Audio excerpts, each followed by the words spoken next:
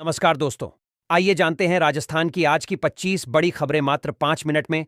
उससे पहले आप यह वीडियो किस जगह से देख रहे हो हमें कमेंट करके जरूर बताइएगा। आज की पहली और बड़ी खबर है कि राजस्थान में पेंशन पाने वालों के लिए खुशखबरी, भजनलाल सरकार ने बढ़ाया पैसा। अब हर महीने मिलेंगे इतने रुपये। दोस्तों, राजस्थान के लाखों बुजुर्गों, विधवाओं और दिव्यांगों के लिए सरकार ने खुशियों का पिटारा खोल दिया है।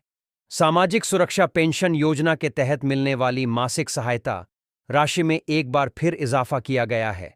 अब लाभार्थियों को 1,300 रुपये के स्थान पर 1,450 रुपये प्रतिमाह दिए जाएंगे।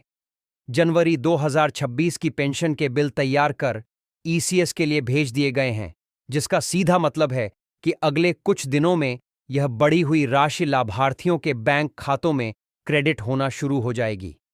अगली बड़ी खबर, अमेरिका, इजरायल और ईरान के बीच चल रहे युद्ध का असर अब भारत के बाजारों तक भी दिखने लगा है। इसमें अब खास तौर पर अब तेल कंपनियों पर दिखने लगा है। इसी क्रम में बड़ी अपडेट यह है कि तेल कंपनियों ने रसोई गैस के सीमित होते स्टॉक को देखते हुए कमर्शियल गैस सिलेंडरों की डिलीवरी पर अघोषित रोक लगाने के निर्देश दिए हैं। डीलरों का कहना है कि होटल और रेस्टोरेंट में इस्तेमाल होने वाले कमर्शियल सिलेंडर की सप्लाई पूरी तरह से रुक गई है। ऐसे में माना जा रहा है कि आने वाले दिनों में रेस्टोरेंट्स के खाना महंगा हो सकता है। राजस्थान में भी कमर्शियल गैस सिलेंडरों की सप्लाई रुकने से बड़ी परेशानी आने वाले दिनों में खड़ी हो सकती है। अगली खबर है कि पंचायत चुनाव में 2 बच्चों की शर्त खत्म। राजस्थान में पंचायत चुनाव के ये नियम बदले। दोस्तों, राजस्थान विधानसभा में सोमवार को ऐतिहासिक फैसला हुआ। यहां राजस्थान पंचायती राज संशोधन विधेयक 2026 को आज विधानसभा में ध्वनिमत से पारित कर दिया गया।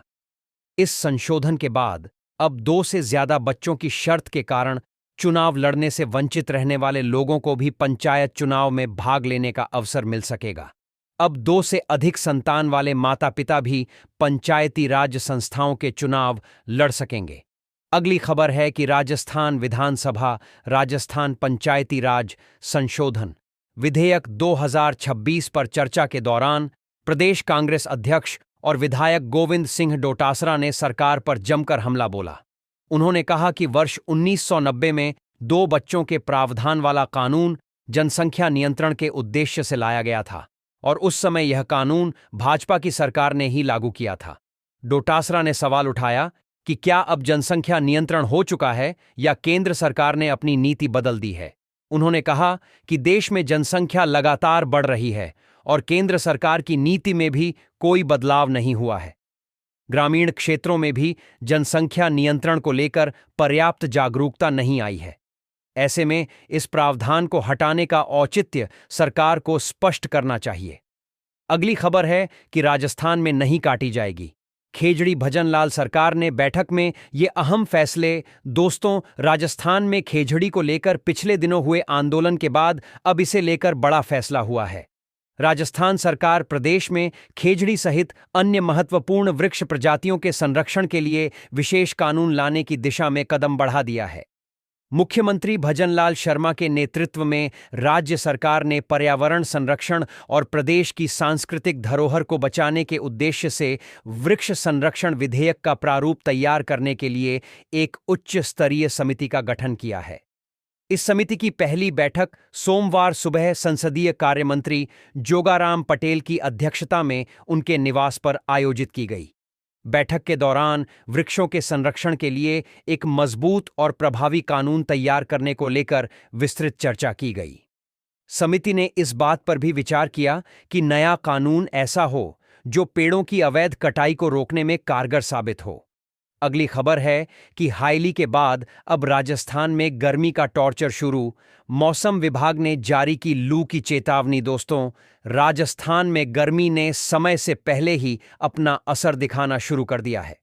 राज्य के कई इलाकों में तापमान तेजी से बढ़ रहा है और इस मौसम में पहली बार पारा 40 डिग्री सेल्सियस के पार पहुंच गया है। हालात को देखते हुए मौसम विभाग ने सोमवार और मंगलवार के लिए कुछ जिलों में लू चलने की चेतावनी जारी की है। पिछले 24 घंटों के दौरान झुंझुनू जिले के पिलानी में अधिकतम तापमान 40.2 डिग्री सेल्सियस दर्ज किया गया, जो इस सीजन का अब तक का सबसे अधिक तापमान माना जा रहा है। वहीं बाड़मेर में भी पारा 40 डिग्री सेल्सियस तक पहुंच गया। जयपुर स्थित भारतीय मौसम विज्ञान विभाग के क्षेत्रीय केंद्र के अनुसार फिलहाल गर्मी से राहत मिलने की संभावना नहीं है। अगले सप्ताह तक राज्य भर में तापमान में 2 से 3 डिग्री सेल्सियस की ओर बढ़ोतरी हो सकती है। अगली बड़ी खबर है कि वसुंधरा राजे ने बेटे बहू और पोते पोती के साथ पीएम मोदी से की मुलाकात।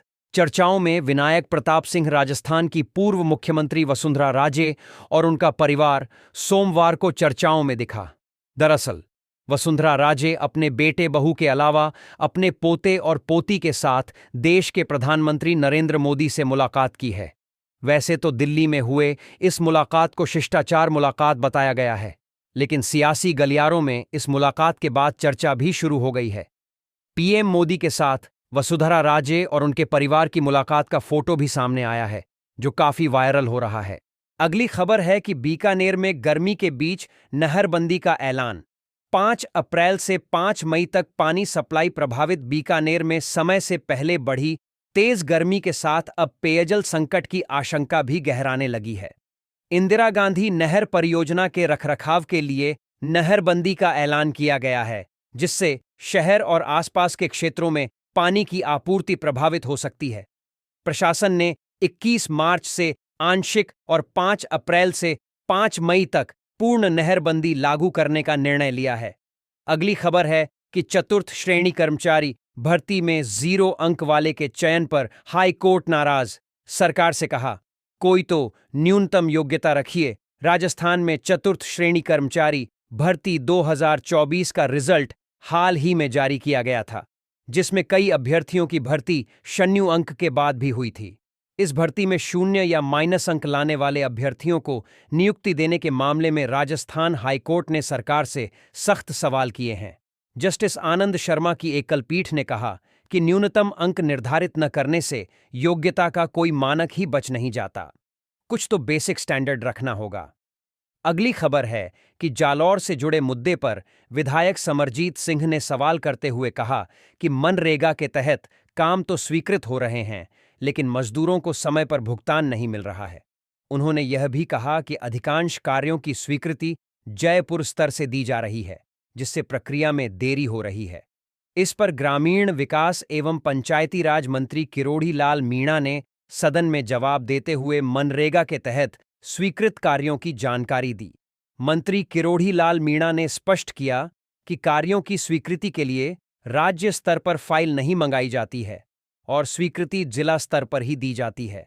बहस के दौरान नेता प्रतिपक्ष टीकाराम जूली ने भी मुद्दा उठाते हुए पूछा कि जिन मजदूरों को समय पर भुगतान नहीं हुआ है, उनके मामले में सरकार क्या कार्रवाई करेगी। इस पर मंत्री किरोड़ी लाल मीणा ने कहा कि भुगतान में देरी का मुख्य कारण केंद्र सरकार के हिस्से की राशि का समय पर प्राप्त नहीं होना है। उन्होंने बताया कि इस संबंध में भारत सरकार को पत्र लिखा जा चुका है। मंत्री ने यह भी कहा कि कई मामलों में श्रमिकों की ओर से दस्तावेजों की पूर्ति समय पर नहीं हो पाती है, जिससे भुगतान प्रक्रिया प्रभावित होती है।